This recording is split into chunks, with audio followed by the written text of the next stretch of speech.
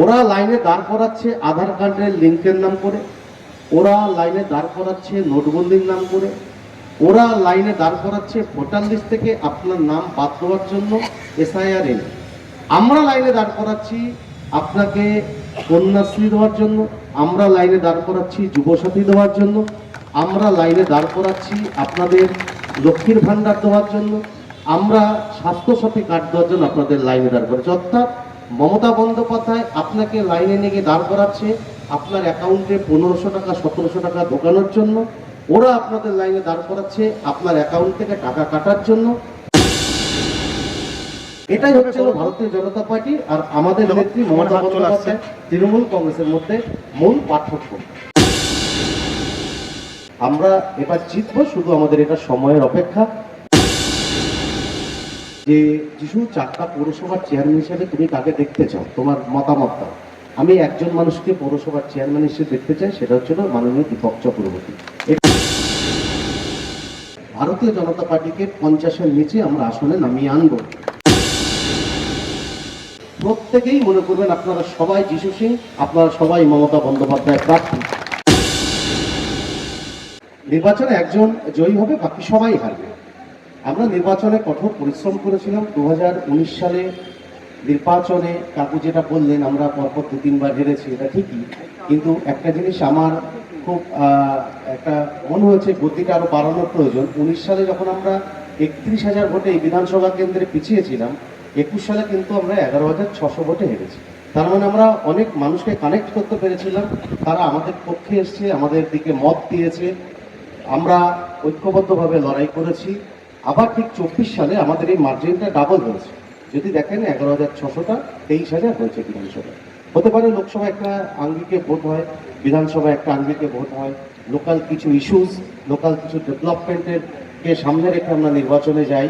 তবে আমি মনে করি 2026-এর নির্বাচন কাকু যেটা বললেন, আমরা এবার জিতবো, শুধু আমাদের এটা সময়ের অপেক্ষা। যেদিন ভোটের রেজাল্ট হবে সেদিন বোঝা যাবে 4টা বিধানসভা আমরা জিতছি। এবার কয়েকটা প্রশ্ন বা কয়েকটা উত্তর, যেটা আমার মনে কেন অনেকের মনে থাকতে পারে, অনেকের প্রশ্ন থাকতে পারে, অনেকের কাছে আবার তার উত্তরও থাকতে পারে, ব্যাখ্যাও থাকতে পারে।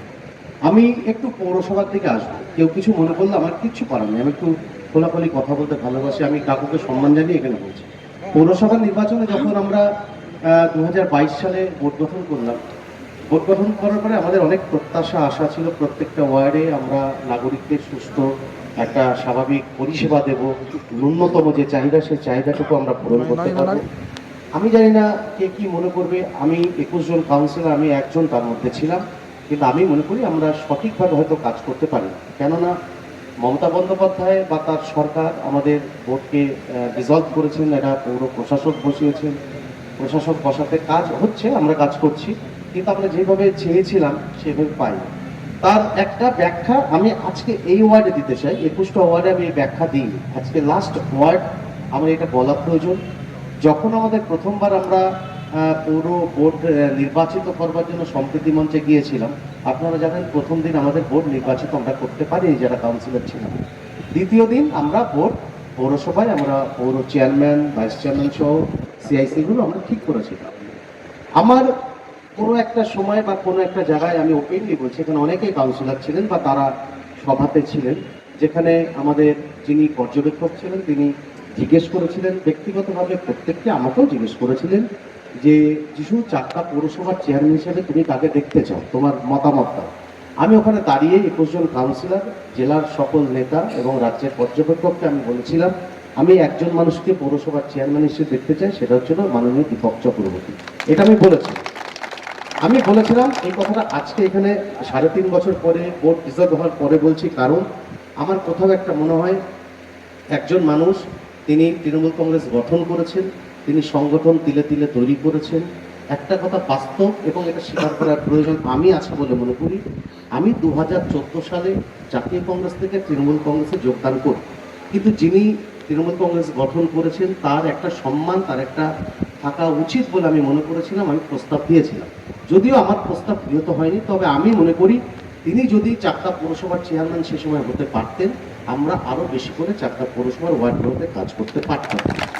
যাই হোক, ব্যর্থতার দায় আমি কাকু নেবে কি চেয়ারম্যান নেবে কি ভাইস চেয়ারম্যান নেবে আমি বলতে চাই না, আমারও আছে। আমরা প্রত্যেকে মনে করি আমাদের এই ব্যর্থতাটাই আমাদের আছে, একটা বদনাম তো আছে যে আমরা হয়তো কিছু করতে পারিনি, যেটা আমাদের করা উচিত ছিল বলে রাজ্য সরকার থেকে ভোটকে ভেঙে দেওয়া হয়েছে। কিন্তু আমরা আগামী দিনে বিধানসভা নির্বাচনে আপনাদের সমর্থনে যদি আমরা এই বিধানসভা কেন্দ্র আমাদের মাননীয় নেত্রীর কাছে আমরা উপহার দিতে পারি, এটুকু নিশ্চিত করে বলি আগামী 27 সালে পৌর বোর্ড এমনভাবে আমরা গঠন করব যে পৌর বোর্ডে ঠিক এইভাবে ওয়ার্ডে ওয়ার্ডে বসে মানুষের সাথে কথা বলে তাদের মত বিনিময়ে আমরা পৌর নাগরিক পরিষেবাগুলো দিতে পারি। আমি একটা কথা বলি, আমি সবাইকে এটা আবেদন করি যে আমরা ঐক্যবদ্ধভাবে তৃণমূল কংগ্রেস 4টা শুধু শহর নয় 4টা গ্রামীণ এলাকাও তো যদি আমরা একসাথে লড়তে পারি, এবং সেটা আমরা লড়ছি। আমরা নিশ্চিত মমতা বন্দ্যোপাধ্যায় চতুর্থবার আবার এই রাজ্যের মুখ্যমন্ত্রী হবেন এবং 200-র বেশি সিট নিয়ে তিনি আসবেন।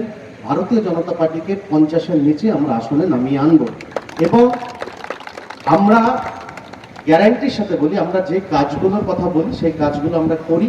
আমরা কোনো তঞ্চকতা, কোনো অপব্যাখ্যা, ভুল কোনো প্রতিশ্রুতি মানুষকে দিয়ে আমরা কোনোদিন আপনাদের কাছে ভোট চাইনি। আমাদের মাননীয় নেত্রী, আমাদের নেতা সাংসদ শ্রী অভিষেক বন্দ্যোপাধ্যায় আমাদের কাছে একটা লিফলেট তুলে দিয়েছেন, যে লিফলেটের মাধ্যমে আমরা আপনাদের বাড়িতে বাড়িতে যাচ্ছি। আপনাদের কাছে আমরা 15 বছরের মমতা বন্দ্যোপাধ্যায়ের নেতৃত্বে মা মাটি মানুষের সরকার কি পরিষেবা মানুষকে দিতে পেরেছি সেই পরিসংখ্যান তুলে আমরা ভোটের কাছে যাচ্ছি, অর্থাৎ উন্নয়নের পক্ষে আমরা ভোট চাইছি। আমাদের বিরোধী যারা তারা নিশ্চয়ই গণতন্ত্রে এই পুজোতে সামিল হবেন, তারাও ভোট চাইতে যাবেন। প্রত্যেকটা মানুষের অধিকার আছে গণতন্ত্রে, তার ভোট তিনি মানুষের কাছে অ্যাপিল করবেন। কিন্তু আমার একটা আপনাদের কাছে আবেদন, বিরোধী দল যখন ভোট চাইতে আসবে তাদের কাছে একটা জিজ্ঞেস করবেন, যিনি এখানকার 21 সালে নির্বাচিত বিধায়ক হয়েছে, গত 5 বছরে তিনি আপনার পাড়ায় আপনার বুথে কি কি পরিষেবা বা কি কি কাজ আপনার জন্য এনেছেন। তার 60 লক্ষ টাকা যে বছরে এমএলএ ল্যাডের থেকে পান, আমি সাংসদ ছেড়ে দিলাম, তিনি 60 লক্ষ টাকার বিনিময়ে আপনার বুথে আপনার পাড়ায় কি কাজ করেছে? একটা ড্রেন করেনি, একটা কংক্রিটের রাস্তা করেনি, একটা পিচের রাস্তা করেনি, পথ বাতি লাগাননি। যা করেছেন এই ওয়ার্ডের যিনি কাউন্সিলর ছিলেন আমাদের দীপক কাকু, তার নেতৃত্বে আপনাদের পরিষেবা হয়েছে। প্রত্যেকটা বুথে 10 লক্ষ টাকা করে আমাদের মাননীয় মুখ্যমন্ত্রী মমতা বন্দ্যোপাধ্যায় আমার পাড়া আমার সমাধানে দিয়েছে। আর বিরোধী যারা যেই পার্টি স্বপ্ন দেখছে এই রাজ্যে ক্ষমতা দখল করা, তারা বছরে প্রত্যেকবার মানুষকে, নাগরিকদের নিয়ে গিয়ে লাইনে দাঁড় করাচ্ছে। লাইনে দাঁড় আমরাও করাচ্ছি, আমরা কখনোই বলছি না আমরা মানুষকে লাইনে দাঁড় করাচ্ছি না। ওরা লাইনে দাঁড় করাচ্ছে আধার কার্ডের লিঙ্কের নাম করে, ওরা লাইনে দাঁড় করাচ্ছে নোটবন্দির নাম করে, ওরা লাইনে দাঁড় করাচ্ছে ভোটার লিস্ট থেকে আপনার নাম বাদ দেওয়ার জন্য SIR এনে।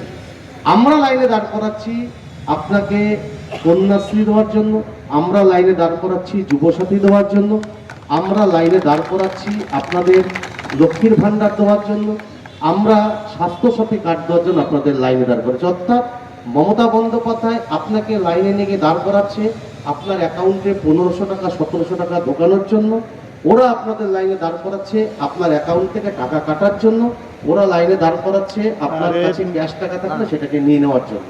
এটাই হচ্ছে ভারতীয় জনতা পার্টি আর আমাদের নেত্রী মমতা বন্দ্যোপাধ্যায় তৃণমূল কংগ্রেসের মধ্যে মূল পার্থক্য।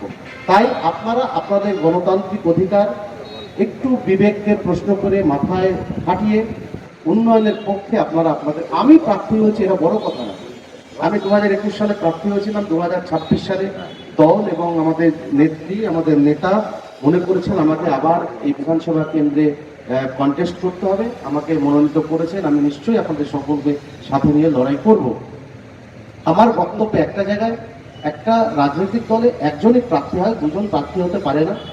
আমি এটুকু মনে করবেন আমি আপনাদের ঘরের ছেলে, কাছের ছেলে, কেউ আমাকে যিশু বলেন, কেউ নাম ধরে, কেউ দাদা, কেউ ভাই, কেউ ভাইপো, ঠিক আছে, কিন্তু আমি মনে করি আমি শুধু প্রার্থী নই, মমতা বন্দ্যোপাধ্যায়ের কথা, তার ছবি যারা আমরা সামনে রেখে কথা বলি, আপনারা যারা কথা শোনেন, প্রত্যেকেই মনে করবেন আপনারা সবাই যিশু সিং, আপনারা সবাই মমতা বন্দ্যোপাধ্যায়ের প্রার্থী। কেননা আমি মনে করি আপনাদের সাথে কথা বলে আপনাদের পরিষেবা দিতে পারলে তাহলেই আমার মনে হবে যে না, আমি রাজনীতি করাটা আমার সার্থকতা আছে। আমি রাজনীতি করতে এসেছি, আমি 4টার ছেলে, আমাকে সার্টিফিকেট নিতে গেল, আমাকে বাড়িতে গেলে আপনারা পাবেন, আপনার কখনোই হরিণঘাটায় যেতে হবে না। আপনার পাড়ায় যদি একটা ঢালাই রাস্তার প্রয়োজন হয়, আমাকে বললে, আমি যদি নাও করি, আপনি আমাকে কান বলতে পারবেন, আপনি আমাকে গাল দিতে পারবেন, আমাকে একটা চরও পর্যন্ত মারতে পারবেন। বিশেষ করে কাকু এখানে আছে, সিনিয়র মানুষ, আর কাকুর অধিকার আছে আমার প্রতি। আমি কাকুকে প্রথম দিন বাড়িতে এসে বললাম, কাকু তুমি তো আমার উপরে তোমার অধিকার আছে, তুমি তো আমাকে বলতে, আর যদি মনে হয় যিশুকে বলা যাবে না, আমার বাবাকে বলবে, তুমি আমার বাবা, ছোটবেলার বন্ধু। সুতরাং আমরা এই জায়গায় মান্যতা সম্মান দিই। আর আমার একটা সব কন্যা সবসময় কাকুর প্রতি থাকে। কে কি মনে করে আমার কিচ্ছু এটা যায় আসে না। আমার মা যখন জীবিত ছিলেন, আমার মা যখন নার্সিংহোমে প্রত্যেকবার ভর্তি হতেন, তখন কাকু তৃণমূল কংগ্রেসের এই জেলার নেতা, চাকদা বিধানসভা তিনি নেতৃত্ব দেন, এবং আমার বাবা কংগ্রেসের নেতা। হতে পারে আমার বাবা কংগ্রেসের রাজ্য স্তরের নেতা ছিলেন, কিন্তু কাকু প্রত্যেকবার আমার মা যখন অসুস্থ হয়ে নার্সিংহোমে ভর্তি হতেন, একটা ফোন কাকুর আমার কাছে যেত এবং বলতো, যিশু বৌদি কেমন আছে। এটা আমি সারা জীবন যতদিন আমি থাকবো ততদিন আমি মাথায় রাখবো। রাজনৈতিক সম্পর্কের ঊর্ধ্বে উঠে উনি কিন্তু সামাজিক দায়িত্ববোধটা পালন করতেন। সেটা প্রতিদান আমাদেরও দেওয়া উচিত বলে আমি মনে করি। আমরা হয়তো এই জেনারেশনের, কাকু আমাদের থেকে অনেকটা প্রবীণ মানুষ, কিন্তু তার অভিজ্ঞতা সবকিছু মাথায় নিয়ে আমাদের এই নির্বাচনে অংশগ্রহণ করতে হবে এবং লড়াই করতে হবে। আমি আবারও আপনাদের কাছে নতমস্তকে প্রণাম জানাই, আপনাদের শ্রদ্ধা জানিয়ে বলছি, এই নির্বাচনে আমি আজকে প্রচার শুরু করলাম সিলিন্দা ওয়ানে। যা উচ্ছ্বাস, যা উন্মাদনা আমি মানুষের মধ্যে লক্ষ্য করেছি, আমি আপনাদের বলছি আমাদের জয় নিশ্চিত নিশ্চিত নিশ্চিত। শুধু একসাথে ভোটটা ঘরে তুলতে হবে, আর প্রত্যেককে নিজের ক্যাপাসিটি অনুযায়ী, যদি আমার 10টা ভোট কনভিন্স করার ক্ষমতা থাকে, সেই 10 জনকে আমার বোঝাতে হবে। এই কথা বলে সকলকে ধন্যবাদ জানাই।